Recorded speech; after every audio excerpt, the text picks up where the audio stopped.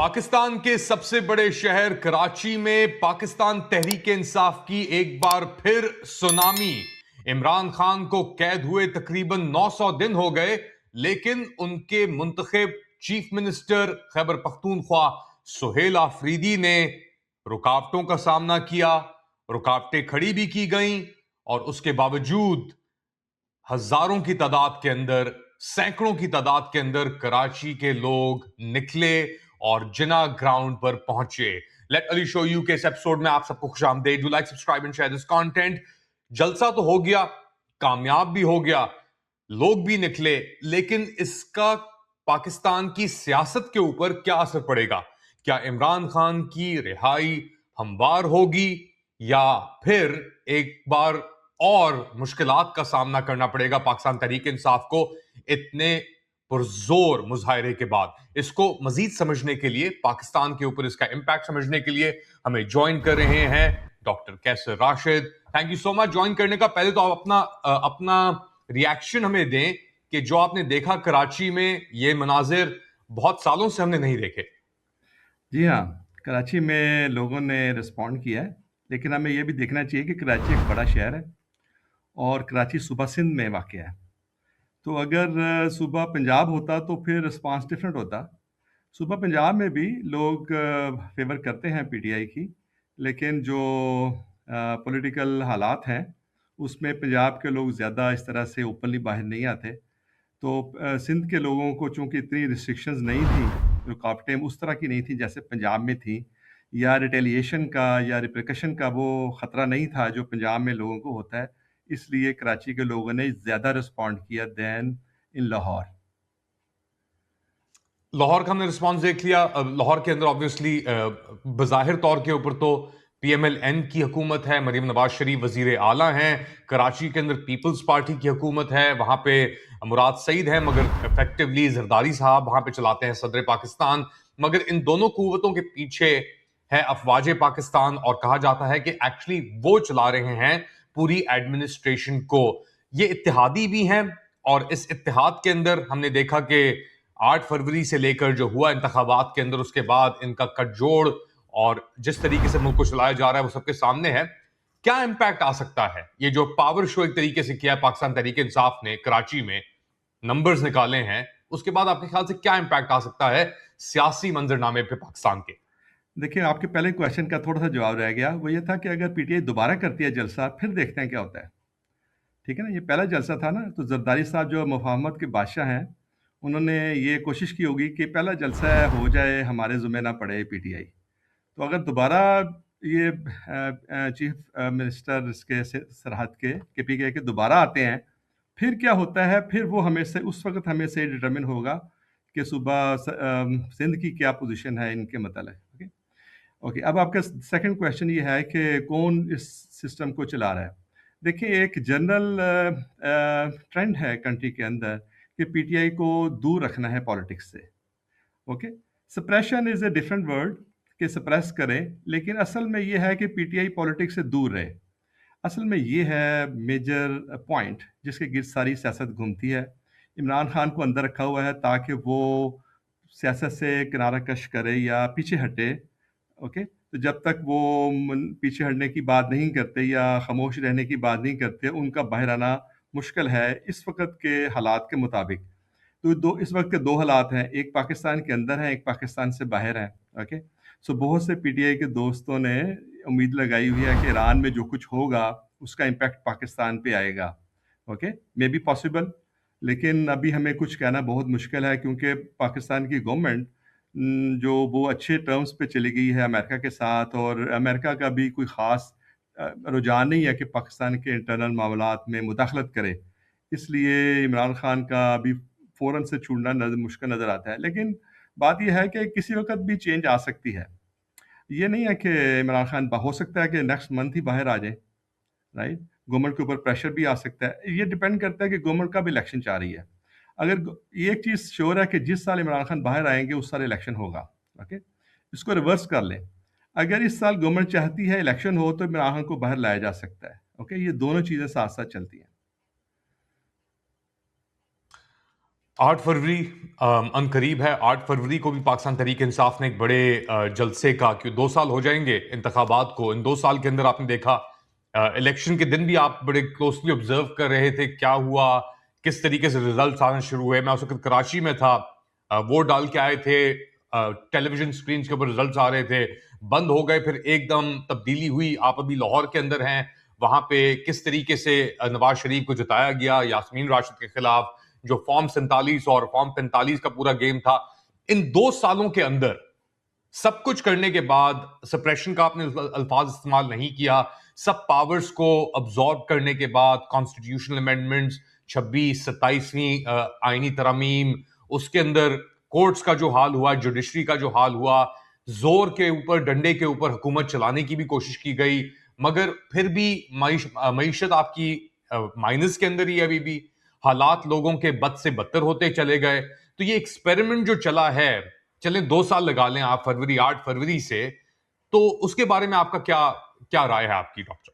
अच्छा, ये जो एक्सपेरिमेंट है ना, ये बेसिकली रिवाइंडिंग फेज में है। ओके, तो नून ने प्रिज्यूमेबली ये कहा है, ये हम बाहर से बैठ के देख सकते हैं कि नवाज शरीफ, नून लीग ने ये, या दूसरी पॉलिटिकल पार्टीज ने ये कहा फौज को कि ये आपके लाए हुए लोग हैं, आप ही इन्हें संभालें। मेरा ख्याल है ये पीटीआई से ज़्यादा इंस्पायर पाकिस्तान की इंटेलिजेंस एजेंसियाँ हो गई कि हम भी ओवरथ्रो कर सकते हैं ये जो बैठे हुए लोग हैं इनको, चेंज के ज़रिए, और change was introduce through PTI. Okay, so I mean ये इस तो अब वो जो पीटीआई जो आउट ऑफ कंट्रोल हो गई, एक वक्त ऐसा आया कि बहुत ज़्यादा आई मीन नाराज़गियाँ हो गई फ़ौज और पीटीआई के दरमियान। ओके, तो फिर नवाज शरीफ की मिन्नतें करनी पड़ी कि जनाब आप आएँ, क्योंकि इकॉनमी नीचे जा रही है। इकॉनमी नीचे जाएगी तो बजट कहाँ से आएगा, फ़ौज कैसे चलेगी? ओके, सो बेसिकली ये प्रॉब्लम पैदा हो गया कि इन्फ्लेशन बहुत हो गया था इमरान खान के आखिरी दौर के अंदर, और फिर नवाज शरीफ की मिन्नतें करनी पड़ी। तो प्रिज़्यूमेबली नवाज शरीफ ने शर्त लगाई होगी कि आप ही फिर इनको सँभालें, हमारे हाथों हमारे से तो नहीं ये सँभलेंगे, जिन्होंने ये पौधा लगाया है वही इसको उखाड़ें। तो फिर वो जो फ़ॉर्मूला है वो अभी तक चल रहा है। तो आज हमें अगर ये सूरत नज़र आती है कि फ़ौज को हम कहते हैं कि वो कर रही है, असल में फ़ौज के गले पड़ा हुआ है ये सारे का सारा मामला। क्योंकि मेरा मेरा ताल्लुक खुद ही कराची से है। मैंने वहां पे देखा है कि किस तरीके से पाकिस्तान पीपल्स पार्टी और जरदारी का जो ग्रुप है वो ऑपरेट करता है। मैंने बेनजीर भुट्टो की जो शहादत हुई थी उसके ऊपर ही मैंने कवरेज की। डॉन के साथ मेरा उसका ताल्लुक था, ब्रेकिंग न्यूज के अंदर हम थे मौजूद, और क्या हाल किया था उन्होंने उसके उस वक्त, वो भी हमारे सामने है। मसला ये है कि आपने सब चीजें अपने सामने, अपनी आंखों के सामने देख ली, एक नैरेटिव भी उसके ऊपर आपने बिल्ड कर लिया कि ये चोर हैं, ये डाकू हैं, इन्होंने मुल्क से पैसे चुरा के बाहर लंदन में जाके अपने फ्लैट्स लिए हुए हैं एबनफील्ड के ऊपर। वो मैं देख के आया हूं अपना, जब भी लंदन जाता हूं तो मैं जरूर वहां पे एक जियारत करता हूं अपनी, के जाके देखूं कि ये लोग कहाँ रहते हैं, कितनी आसाइश में रहते हैं मेफेयर के अंदर। वो सब चीजें हमारे पास हकीकत मौजूद है। आप लेके आते हैं, चलें आपकी बात मान ली, इमरान खान को लेके आते हैं आप, या वो जीत जाता है 2018 के अंदर, और 3 साल के अंदर आप उसको दोबारा उस चैप्टर को उन्हीं लोगों के साथ, उन्हीं कुव्वतों के साथ जिनके ऊपर आप इल्जाम लगा रहे थे कि ये चोर हैं, डाकू हैं, और पैनमा पेपर्स पाकिस्तान से नहीं आए थे। पैनमा लीक्स बैन अल-अक़वामी एक लीक थी जिसके अंदर पूरी दुनिया के अंदर जो करप्ट लोग हैं, जिसके अंदर नवाज शरीफ साहब भी इन्वॉल्व थे, उनका नाम भी शामिल था। मैं लंबा भाषण नहीं करना चाहता, मैं मेरे ख्याल से कॉन्टेक्स्ट देना बहुत जरूरी है। तो लोगों को, आप पाकिस्तानियों को जिसकी अक्सरियत 65% 30 और 35 साल से नीचे है, उनको अगर आप बेवकूफ समझते हैं या ये समझते हैं कि यार हम डंडे की जोर के ऊपर, जो अमेरिका का एक मॉडर्नाइजेशन थियरी है जो चलती चली आ रही है अयूब खान के दौर से, उसी के ऊपर इन लोगों को चला सकते हैं, उन लोगों को जो फोन के ऊपर ही मौजूद हैं, जिनके ऊपर शऊर, हर चीज की इंफॉर्मेशन अब सबके सामने है, कोई चीज छुपी भी नहीं है। और 3 साल से आपने एक बंदे को जेल के अंदर डाला हुआ है, 900 दिन से बिल्कुल नजरबंद किया हुआ है, जिस तरह आपने कहा कि सियासत से हटा के, और फिर आप कहते हैं कि जी अपनी आंखों को यकीन ना करो, अपने जहन को इस्तेमाल मत करो, जो हम कह रहे हैं वो करो। तो ये इस तरह तो काम नहीं चलता। हकीकत को आप तब्दील नहीं कर सकते। ये नहीं आप कह सकते कि नवाज शरीफ चोर नहीं है, डाकू नहीं है, वो मुल्क से बाहर डील करके नहीं गया था इन लोगों के साथ। तो ये कॉन्टेक्स्ट मेरे ख्याल से देना बहुत जरूरी है इस प्रेजेंट मोमेंट के लिए। आपका आपका रिस्पॉन्स? अच्छा, काफ़ी सारी बातें आपने, बल्कि इतने सारे सालों को एक जुमले में जमा कर दिया आपने। इमरान खान साहब का जो पहला जलसा था ना पीटीआई का, ये इंटेलिजेंस एजेंसियों की हेल्प से हुआ। इन्होंने लोग जमा किए, बल्कि फ़ौज के बहुत से लोग सादा लिबास में आकर उस जलसे को अटेंड किया और उसको कामयाब बनाया। फिर बहुत से लोगों को दूसरी पार्टियों से तोड़ा और लाके इनके साथ जमा किया। ओके, तो ये हो गया एक बात। सेकंड ये है कि जो है ना, आप कह रहे हैं कि इमरान खान ने ड्रोन पे स्टैंड लिया। इमरान खान का एक बड़ा स्टेचर है, बहुत बड़ा। ओके, इन्होंने वर्ल्ड कप जिताया और ये हीरो हैं हर एक के। तो इनकी बात अगर ये पॉलिटिक्स में ना भी हों, तो ये ड्रोन के खिलाफ बात करेंगे तो उतनी ही सुनी जाएगी जितनी ये पॉलिटिक्स में है। तो वो आप इनकी पॉलिटिकल पार्टी और इनकी अपना स्टेटस को आप इकट्ठा ना करें, अलग-अलग करके देखें।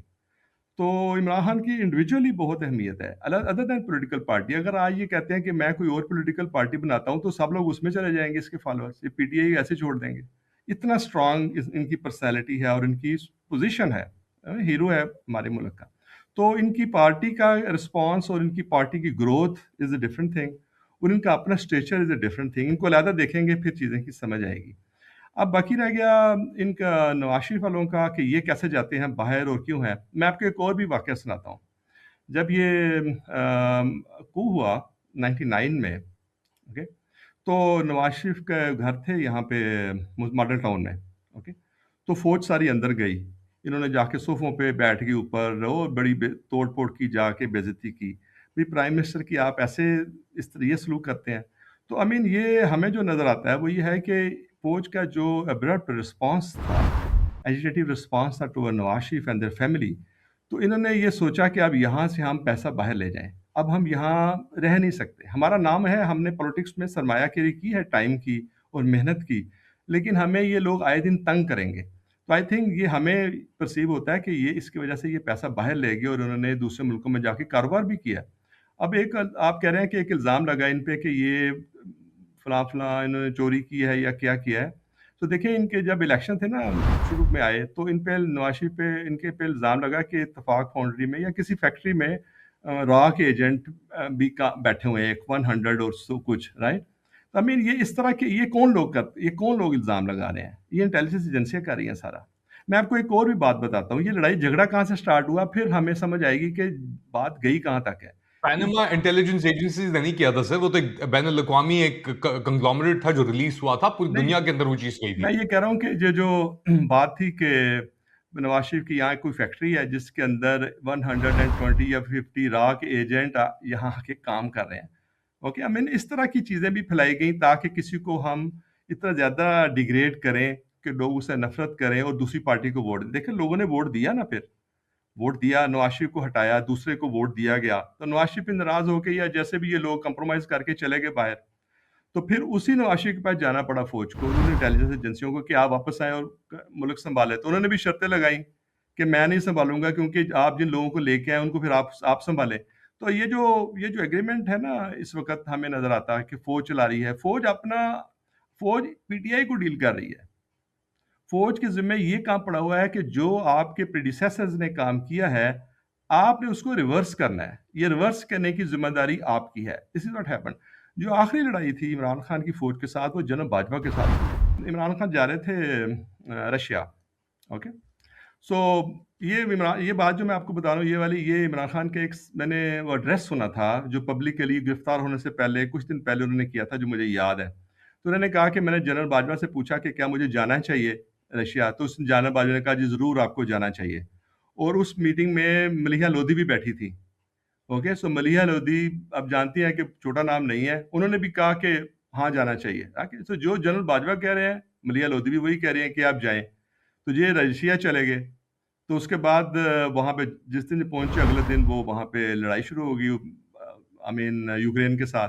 तो ये बड़े सख्त शर्मिंदगी का बायस बना दौरा। ओके, तो इनको गुस्सा भी आया कि ये क्या मेरे साथ किया, इन लोगों ने मुझे मिसगाइड किया, जो हमारे जिन पे मैं डिपेंड करता था। अच्छा, सिर्फ ये नहीं हुआ, जनरल बाजवा ने यहाँ पे एक कॉन्फ्रेंस की। ओके, और उन्होंने कहा कि हम अपने आप को चेंज करते हैं वगैरह वगैरह। ओके, तो उन्होंने अपना स्टैंड ही चेंज कर लिया। आप देखें कि चीफ आर्मी स्टाफ को ये करना चाहिए था, तो इस पे तो झगड़ा बनता था। ठीक है, एक चीफ आर्मी स्टाफ ने अपने प्राइम मिनिस्टर को धोखा दे दिया। ये धोखा दिया, जैसे जनरल मुशर्रफ ने धोखा दिया नवाज शरीफ को, उसी तरह अच्छा, इन्होंने मैं दे इसके ऊपर दिया। थोड़ी अगेन थोड़ी क्लैरिफिकेशन की ज़रूरत है। इसके अंदर मैं उस वक़्त यूक्रेन में था, जब जंग शुरू हुई मैं जंग से एक दिन कबल पहुंचा था। 23 फरवरी को इस्तांबुल से फ्लाइट लेके कीव लैंड किया हमने। मैं और मेरा कैमरामैन था, और इमरान खान की आमद हुई, तो मैं बड़ा इंटीमेटली इस चीज को फॉलो कर रहा था। उससे पहले भी अफगानिस्तान के अंदर जो अगस्त के अंदर मैं पहुंचा था, 2 दिन बाद अशरफ गनी की हुकूमत गिरने से, उसके बाद भी। तो ये सब सिलसिला बाजवा और इमरान खान का जो डबल गेम आप इसे कह लें, साइफर का जो इशू आया इमरान खान की विजिट के बाद, और बेसिकली जो रशिया ट्रिप थी वो बड़े अरसे से प्लान थी, बड़ी उसकी अहमियत थी। और इसके जाने से पहले ये मीटिंग हुई क्योंकि बिल्डअप हो रहा था रशिया का यूक्रेन के जो अपने कब्जा शुदा इलाके थे उनके अंदर। तो इमरान खान ने मीटिंग की और वहां पे कहा कि हमें जाना चाहिए कि नहीं जाना चाहिए। उन्होंने कहा कि आपको बिल्कुल जाना चाहिए, क्योंकि इस चीज का बड़े अरसे से प्लान चल रहा है। और वहां पे वो पहुंचे और ये चीज हो गई। उसका फिर, और ये अब कई जरायों ने ये इस चीज की वजाहत की है, बाजवा साहब ने उस चीज को यूज किया और कहा कि देखें ये तो एंटी अमेरिकन है, ये प्रो रशिया है। और उसके बाद बाजवा साहब की जब स्पीच की बात कर रहे हैं, उसके अंदर आके उन्होंने कहा कि हमारा जो फ्यूचर है वो अमेरिका के साथ है। उन्होंने एक बड़ी क्लियर पोजीशन ली, जो डिपार्चर थी इमरान खान की पोजीशन से, जो एक नॉन अलाइंड बेसिकली पोजीशन अपनाना चाह रही थी out of the American orbit. अब 8 फरवरी 2024 को फॉरवर्ड करते हैं, वो बयानिया आपका खत्म हो गया, बिल्कुल बिल्कुल जाया कर दिया लोगों ने। लोग आए, उन्होंने बैंगनों के ऊपर, मैं जानता हूं, मैं उसके था, बैंगनों के ऊपर मोहर मारी है, साइकिल्स के ऊपर मोहर मारी है, जो भी चीज थी उसको मोहर मारी है। आपने निशान ले लिया पाकिस्तान तहरीक इंसाफ के बल्ले का, सही है। उसके बावजूद लोग निकले, और जब आपने देखा कि सिचुएशन पलट गई है, कि चोरों को जो वोट नहीं दिए, 17 सीटें जीती आपकी पीएमएलएन, फिर आपने चोरी की, डाके मारे रातों को, यास्मीन राशिद से चोरी करके सीट नवाज शरीफ को दी, सही है। 9 को, यानी 7 को उसके आगे 9 लगाए। ये डॉक्यूमेंट्स भी हमारे पास सब मौजूद हैं। वो बयानिया आपका फेल हुआ। फिर भी आपने लोगों के ऊपर अपने आप को मुसल्लत किया, और मुसल्लत हुए आपके नवाज शरीफ साहब। और अभी तक वो कहानी 2 साल होने को आ रहे हैं। मईशत आपकी तबाह हो गई है, डी इंडस्ट्रियलाइजेशन आपके अंदर उरूज पर है, सिफर आपके आपके पास फॉरेन डायरेक्ट इन्वेस्टमेंट आई है। इनफैक्ट जो आपकी लोकल इन्वेस्टमेंट भी थी वो भी बाहर चली गई है। आपकी मईशत अब वेंटिलेटर से भी आगे चली गई है। यूएई आता है, वो कहता है कि हमें डिफर करें लोन जो हमारे, हमें फौजी फाउंडेशन के आप शेयर दे दें। आप खबरें चलाते हैं कि जी JF-17 हमारा पूरी दुनिया लेनी चाह रही है। आपके पास खुद ही प्रोडक्शन कैपेसिटी नहीं है JF-17 की, और आप गलत गलत खबरें रॉयटर्स के लिए चलवा रहे हैं कि जी ये हो गया, ये हो गया, ये हो गया। हर किसी तो से तो आपने जाके मुआहदे कर लिए, मगर आपके पास फिर भी इन्वेस्टमेंट आई नहीं है। तो ये हार कब मानेंगे ये लोग? इन लोगों को एहसास नहीं है, इतना बड़ा डिस्कनेक्ट है ये लोग जो बातें करते हैं और हकीकत के अंदर। तो आपके ख्याल से कोई इसके अंदर मसला नहीं आपको नजर आता? अच्छा देखिए, काफ़ी सारा आपने अपना गुस्सा भी निकाला है इसके डिस्कशन में। इमरान खान साहब गए थे गुस्से की बात रशिया। नहीं है सर, ये हकीकत की बात है, और यस, गुस्सा आना चाहिए, क्योंकि ऑलराइट, आप अपना ऑब्फुस्केट कब तक कर सकते हैं इस चीज को? ऑलराइट। हाउ मेरी लॉन्ग? मेरी बात सुनिए। खान साहब रशिया गए थे सस्ता ऑयल लेने के लिए, ओके? तो बाजवा साहब ने कॉन्फ्रेंस की कि हम जियो पॉलिटिक्स से जियो इकोनॉमिक्स की तरफ शिफ्ट करते हैं, ओके? सो ये एक बहुत बड़ा प्रॉब्लम पैदा हुआ इनके दरमियान। जो साइफर का इशू है वो भी आप देखें, इमरान साहब की एक तबीयत में रिएक्शनरी है, ओके? वो ज़रा रिएक्शनरी है, वो रिएक्ट करते हैं। अब ये जो इकोनॉमी की आपने बात की ना कि ये फ़ॉल क्यों हो गया है, ये पाकिस्तान का एक पर्सिस्टेंट प्रॉब्लम है, इकोनॉमिक इकोनॉमिक ट्रबल्स, क्योंकि हम ज़्यादा चीज़ें मंगवाते हैं और कम चीज़ें एक्सपोर्ट करते हैं, ओके? इस तरह से हम बहुत ज़्यादा चीज़ें एक्सपेंडिचर बहुत ज़्यादा करते हैं और कम चीज़ें अर्न करते हैं। इस वक़्त आप देखें कि पाकिस्तान ज़्यादा चीज़ें चाइना से इम्पोर्ट कर रहा है, ओके? सो पाकिस्तान की इकोनॉमी, लोकल इंडस्ट्री बंद हो गई है, लोकल इंडस्ट्री तबाह हो गई, तो क्या करेगा पाकिस्तान? अच्छा, अब आप ये कह रहे हैं कि जो इलेक्शन का रिज़ल्ट क्या है और इलेक्शन क्या है, ये आप ठीक कह रहे हैं, लेकिन आप देखें कि ये पीटीआई की पॉपुलैरिटी है कि वो उसकी वजह से लोगों ने उन्हें वोट दिए, ओके? अच्छा, आप ये देखें कि एक दो और बातें भी ज़रा मैं आपसे कहना चाहूँगा, वो ये था कि इमरान खान साहब बैठे थे बनी गाला, वो आगे लाहौर।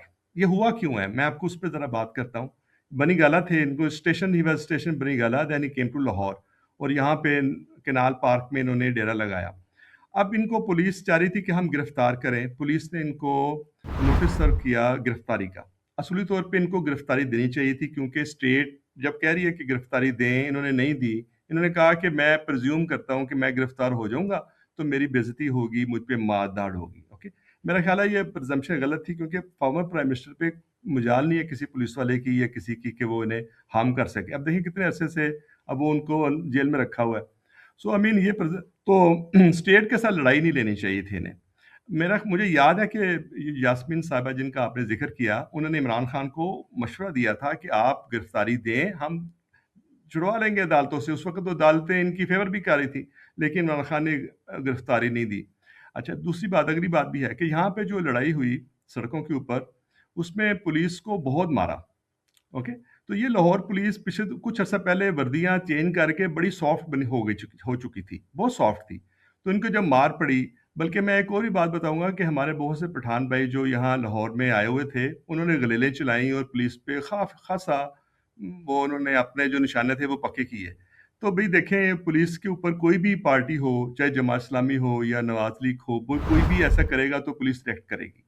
तो मैं ये कहता हूँ कि पीटीआई ने खामख़ा अपने खिलाफ पुलिस का ली, हालाँकि ये सारे के सारे जो भी यंग लोग थे पुलिस में, ये पीटीआई के हक में थे, ये उनकी बात करते थे। तो आपने देखिए अच्छा, एक वो आप कह रहे हैं कि क्यों प्रॉब्लम क्यों पेश आती है, पॉलिटिकल इकोनॉमिक प्रॉब्लम। पीटीआई का एक ख़ास आंसर, पीटीआई में बहुत से लोग आ गए थे जमात इस्लामी के, राइट? जो एक्स जमात इस्लामी के लोग थे, वो द जॉइंट पीटीआई। तो ये एहतजाजी पॉलिटिक्स पे यकीन रखते हैं। तो इमरान खान को भी मतलब कि एहतजाजी पॉलिटिक्स पे लगाया या वो भी आ गए, तो ये सड़कें बंद करना शुरू कर देते थे। ओके? सो ये जो सड़कें बंद करना है, एहतजाज करना है, हड़ताल करनी है, इससे लोकल लाहौर के अंदर, लाहौर का एक अपना मिजाज है ना, लाहौर के अंदर जो बिजनेसमैन है वो इससे तंग होता है, चाहे वो वोट पीटीआई को दे दें आखिर में। जैसे कि आप कह रहे हैं ना, दिया है वोट, पीटीआई को वोट देंगे लेकिन तंग होंगे वो कि हमारा बिजनेस खराब होता है।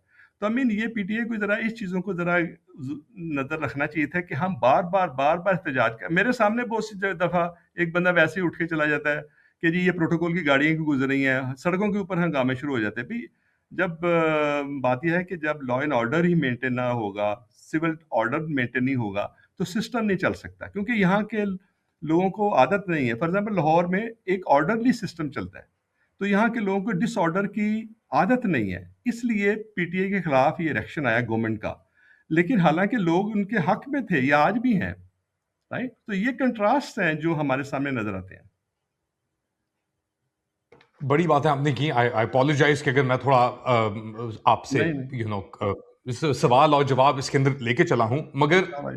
अब अब हम इस मुकाम पे पहुंच गए हैं कि निजाम एक फेलियर की तरफ है। फेडरल हुकूमत ने कुछ दिन कबल 400 या 450 अरब रुपए देने की बात की है, मेरे ख्याल से भावल नगर या कोई रोड बनाने के ऊपर पंजाब हुकूमत को। किसी और सूबे को ये फैसिलिटी मौजूद नहीं है। इनफैक्ट खैबर पख्तूनख्वा के अंदर एनएफसी अवार्ड के जो पैसे उन्हें बनते थे, वो भी उनका शेयर उन्हें नहीं मिला है। क्या हम एक पंजाबियत, एक पंजाब यानी सिर्फ रियासत जो है वो पंजाब तक महदूद हो गई है, पंजाब पुलिस बन गई है? आपने पंजाब पुलिस का नाम लिया, डॉक्टर उस्मान उसके सरबराह हैं। 9 मई के वाकयात के अंदर भी उनका एक बड़ा एक किरदार था। एक जिले शाह, एक पाकिस्तान तहरीक इंसाफ का वर्कर था, उसकी रिपोर्ट्स भी उनको टॉर्चर करके मारा गया। पिछले 1-1.5 साल के अंदर मरियम नवाज की हुकूमत के अंदर तकरीबन 2200 लोगों को सीटीडी ने इनकाउंटर्स के अंदर मारा है। ज्यादातर जो ये हलाकतें हुई हैं उनके अंदर ये कहा जाता है कि जी ये इनके दोस्त आ गए थे छुड़ाने के लिए, वो भाग रहे थे और उनको इनकाउंटर में मार दिया गया। ये एक बहुत बड़ी चीज है, या आप इसको इस तरह हम डिसमिस नहीं कर सकते कि इस मुल्क के अंदर और स्पेशली पंजाब के अंदर कोई रूल ऑफ लॉ ऑर्डर रहा ही नहीं। और एक बेसिकली एक आपके वजीर आला हैं जो हर चीज के ऊपर, हर बोर्ड के ऊपर, हर पैकेट के ऊपर, हर पैम्फलेट के ऊपर, इनफैक्ट कब्रिस्तान के आगे भी अपनी तस्वीर लगाती हैं बोर्ड्स के ऊपर कि वो मरियम नवाज शरीफ हैं और ये इनके अब्बू हैं। इमदाद या राशन दिया जाता है आटे की बोरी के ऊपर, वो होती हैं, उनके अब्बू होते हैं। तो ये एक क्या ये खुद पसंदी है? आप क्या यानी ये निजाम करना क्या चाह रहा है? इवेंचुअली चाहता क्या है ये निजाम इतने लोगों को डिसएनफ्रेंचाइज करके? क्योंकि हुकूमत इवेंचुअली तो लोगों की है। ये वजीर आला खैबर पख्तूनख्वा गए, आए वहां पे आपके लाहौर के अंदर, उनके साथ क्या किया गया? कराची भी गए, चले उनके साथ जो हुआ सो हुआ, मगर लोग अब बेवकूफ नहीं है, लोग अब इन चीजों में फंसते नहीं हैं। डॉक्टर राशिद, यही मैं आपसे पूछना चाह रहा हूं कि इवेंचुअलिटी क्या देख रहे हैं आप? देखिए, आपने एक नाम लिया डॉक्टर उस्मान अनवर का, जो आईजी थे। मेरा ख़्याल है ये नए-नए आईजी आए थे जब पुलिस को मार पड़ी। तो एक ऑफिसर हो, वो इंचार्ज हो ज़िले का, पूरे प्रोविंस का, और उसके पुलिस सबॉर्डिनेट को मार पड़ जाए तो उसकी भी बड़ी बेइज्जती है। ओके? सो मैंने आपको बताया कि पुलिस इन्हें ये फीमेल पुलिस ऑफिसर्स गई थी अरेस्ट वारंट देने के लिए, उनकी भी बेइज्जती हुई वहाँ पे। तो फिर पीछे रह क्या गया? पुलिस क्या करती और? मैं एक जनरली एक बाहर से बैठा हुआ बात कर रहा हूँ कि ऑप्शन नहीं छोड़े स्टेट को। स्टेट चाहती थी कि हम इन्हें किसी मुकदमे में, किसी में अपनी तहवील में लें। तो उसमें अपने आप को तहवील में देने का कोई ज़रूरत नहीं है उसको रजिस्ट करने की। एक बात तो ये हो गई। एंड सेकंड ये है कि जो नवाज शरीफ की हुकूमत है ना, नून की हुकूमत है, ये ज़्यादातर काम करते हैं पब्लिक वर्क्स का, सड़कें बनाते हैं, ब्रिजेस बनाते हैं, ओके, पब्लिक डेवलपमेंट करते हैं, ओके, उससे बिजनेस एक्टिविटीज जनरेट होती है, उससे मनी सर्कुलेट करती है सोसाइटी इकोनॉमी के अंदर, उससे लोगों को नया रोजगार मिलता है। ओके, तो ये इनकी शुरू से ही, जब भी नवाज शरीफ साहब भी थे चीफ मिनिस्टर, उस वक्त भी ये था, फिर शहबाज शरीफ आए, उस वक्त भी यही इनका पैटर्न था, और अभी भी ये है। फिर ये सिविल सर्वेंट्स को साथ रखते हैं, जो बड़े लड़के, जो सबसे काबिल लड़के हों, उनको अपने साथ रखते हैं और उनसे काम लेते हैं। तो वो भी इसलिए आपको पंजाब में ज़्यादा डेवलपमेंट नज़र आती है कि ये लोग कैसे काम करते हैं। अच्छा, अब आगे जाती है बात कि चीफ मिनिस्टर ऑफ सरहद आए, केपीके आए लाहौर में, और उनके साथ जो अच्छा नहीं हुआ, तो ये गलत बात है। अच्छा होना चाहिए था, अच्छा सलूक होना चाहिए था, वो एनिमोसिटी नहीं होनी चाहिए थी, वो अच्छी अच्छी यादें लेके जाते हैं लाहौर से, क्योंकि पहली दफ़ा आए और थे। ये अगर हर हर बंदा जो केपी से आ रहा है उसको या तो ये अफगान डिक्लेयर कर देते हैं। ये भी बातें हुई कि जी चर्च लेके आए हुए थे, ये चर्च फरोख्त कर रहे थे यहाँ पे। ये चीजें आप क्या अपनानी, एक गलत है। ये नस्ल परस्ती, अगर आप पंजाबियत की बात करते हैं तो ये नस्ल परस्ती नहीं है, एक चीज। और दूसरी चीज, आप ये सब डेवलपमेंट की बात कर रहे हैं, जब आपने मैंडेट चोरी करके वाजे तौर के ऊपर आपको मुसल्लत किया गया है, तो फिर आप जितना भी अच्छा काम कर लें, आपका मैंडेट तो चोरी का ही है फिर। तो आप किस तरीके से उसको आगे जस्टिफाई कर सकते हैं? नहीं, आप जो भी अच्छा कर लें उसके बाद। ये बात सही है कि एथनिसिटी को प्रमोट नहीं करना चाहिए, पंजाब को उसमें पार्टी नहीं बनना चाहिए, क्योंकि पंजाब में तो हर बंदा आके रहता है। और मैंने नहीं देखा यहाँ पे लाहौर में किसी को यहाँ पे बहुत से कैफ़े हैं, जो कोयटा कैफ़े बनता है, कोई कहता है हम पेशावर का कैफ़े है, हम वहाँ जाते हैं खुश उनके खाने पीने के लिए। अच्छा, कि वहाँ वहाँ पे क्या क्या मिल सकता है। तो मेरा नहीं ख्याल लाहौर में जनरली लोगों की ये एथनिक अप्रोच हो, ऐसा नहीं है। तो ये पॉलिटिकल एस्पेक्ट्स हैं जिसकी वजह से ये हमें बातें नज़र आती हैं। अदरवाइज़ शाम को अगर आप देखें कि यहाँ पे बहुत से स्टूडेंट्स हैं जो केपीके से आए हैं, वो पढ़ते हैं यहाँ पे। जहाँ पे मैं रहता हूँ, वहाँ पे बहुत लोग हैं जो केपीके से आए हैं और पढ़ते हैं, स्टूडेंट और पुरअमन शहरी हैं। तो वो जो पॉलिटिक्स है, उसको ज़रा हम अलग से देखेंगे तो चीज़ों की समझ आएगी। एक चीज़ तो है कि फेडरेशन को ज़रा स्ट्रेन आया है इस दफ़ा। फेडरेशन के लिए मुश्किल हो रहा है प्रोविंसेस को साथ लेके चलना। फेडरेशन के लिए जैसे केपीके के जो लोग हैं, वो रजिस्ट कर रहे हैं पाकिस्तानी फ़ौज के ऑपरेशन करना, ओके? वो उनकी अपनी ग्रीवेंसेस हैं, तो वो ज़रूर एड्रेस होनी चाहिए। बलूचिस्तान से वो ख़वातीन आई थीं, उन पे ठंडा पानी फेंका, वो नहीं फेंकना चाहिए सेंटर को। अभी इन इमरान खान की बहनें गई हुई थी, इन पे भी ठंडा पानी फेंक भई ये तो फेडरेशन के प्रिंसिपल के खिलाफ है। अच्छा, एक चीज़ मुझे ज़रा कहने दीजिए, फेडरेशन पे मैं ज़रा बात करता हूँ। बड़े लोगों को गलतफ़हमी है कि फेडरेशन ने प्रोविंसेस को बनाया, या फेडरेशन शुड बी स्ट्रॉन्ग, ये होना चाहिए। भी ऐसा नहीं है। प्रोविंसेस फेडरेशन बनाते हैं। अब फेडरलिज्म ज़रा पढ़ें तो सही ना।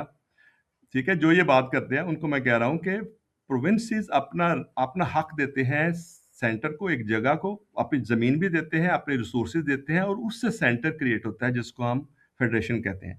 और फेडरेशन हमेशा कमज़ोर होती है और प्रोविंसेस स्ट्रांग होते हैं। प्रोविंसेस प्रोविंशियल ऑटोनॉमी पे चलते हैं। ये प्रोविंशियल ऑटोनॉमी का झगड़ा भी हुआ था 71 में, फिर वो अलहदा हो गए।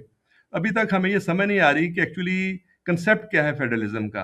तो असल में फेडरलिज्म इज़ अंडर स्ट्रेन। तो ये जो इस तरह से आप देख लें कि ये जो कॉन्स्टिट्यूशनल अमेंडमेंट्स हैं, चले हम उस पे क्या बात करें। मैं तो ये कहूँगा कि नए सूबे बनाने से, अगर नया सूबा सूबा बनेगा कि नहीं, ये सिंध डिसाइड करेगा। सिंध ने डिसाइड करना है कि पाकिस्तान के अंदर नए सूबे बनने हैं या नहीं। अगर सिंध ये मान जाता है कि कराची को अलहदा कर दिया जाएगा, तो पाकिस्तान में नए सूबे बन जाएंगे, अदरवाइज नहीं बनेंगे। ठीक है? तो फेडरेशन को स्ट्रांग होना चाहिए। फेडरेशन को, सॉरी, मैं ये कह रहा हूँ कि फेडरेशन को अपने प्रोविंसेस को रिस्पेक्ट देनी चाहिए। ठीक है? तो otherwise provincial autonomy is the reality. अच्छा, प्रॉब्लम क्या आ रहा है? प्रॉब्लम ये आ रहा है कि एनएफसी अवार्ड की वजह से प्रोविंसेस को शेयर ज़्यादा आ गया और सेंटर को शेयर कम जा रहा है। अब आप देखें ना, इस्लामाबाद खुद एक प्रोविंस बन गया। इस्लामाबाद को एक शहर होना चाहिए था जो कैपिटल सिटी हो। देखिए इस्लामाबाद में अब वो कह रहे हैं कि हमने वहाँ पे क्रिकेट का स्टेडियम ही बनाना है। अच्छा जी, इस्लामाबाद में हमने क्या-क्या नहीं करना है, हाउसिंग सोसाइटी, तो इस्लामाबाद खुद प्रोविंस बन गया। तो जब प्रोविंस बनेगा तो उसके अखराजात भी ज़्यादा होंगे, उस पे लोग ज़्यादा जाके रहेंगे। आज हम इस इम्बैलेंस का रोना रो रहे हैं, तो आने आने वाले 10 सालों के बाद इस्लामाबाद का क्या हाल होगा? तो भई इस्लामाबाद को एक कैपिटल सिटी रहने दें, उसे प्रोविंस ना बनाएँ, वहाँ पे हाई कोर्ट बना दी है। वो भी एक अमेंडमेंट के ज़रिए बनी। तो वो हम खुद ही रहे हैं सारा। ठीक है? खुद ही हम कर रहे हैं, प्रॉब्लम अपने लिए क्रिएट करते हैं और फिर उसी पे बैठ के हम सारे पाकिस्तानी रोते हैं कि देखें जी ये क्या हो रहा है। तो जब हम फेडरेशन को गलत अंडरस्टैंड करेंगे, उसका गलत अपने फ़ायदे के लिए इस्तेमाल करेंगे, फिर यही होगा। एक अच्छा पॉइंट है गुफ्तगू को अपने इख्तिताम पे लेके आने के लिए आपके सब्र का और पेशेंस का और बेसिकली ऑनेस्टी का बहुत बहुत शुक्रिया डॉक्टर कैसर राशिद। उम्मीद है कि हम ये कॉन्वर्सेशन जारी रखेंगे और इन्हीं मौज़ूआत के ऊपर इंशाल्लाह गुफ्तगू आगे बढ़ाएंगे। Thank you so much. Okay, thank you for inviting me. अल्लाह हाफ़िज़। Doctor Qaiser Rashid joining us there. ये कॉलमनिस्ट हैं डेली टाइम्स के लिए, जरूर इनके कॉलम्स को आप एक्सेस करें। आप लोग क्या समझते हैं बताएं मुझे कमेंट सेक्शन के अंदर। Do like, subscribe and share this content. थोड़ी देर बाद दोबारा हाजिर हूंगा अपडेट के साथ, तब तक के लिए टेक केयर।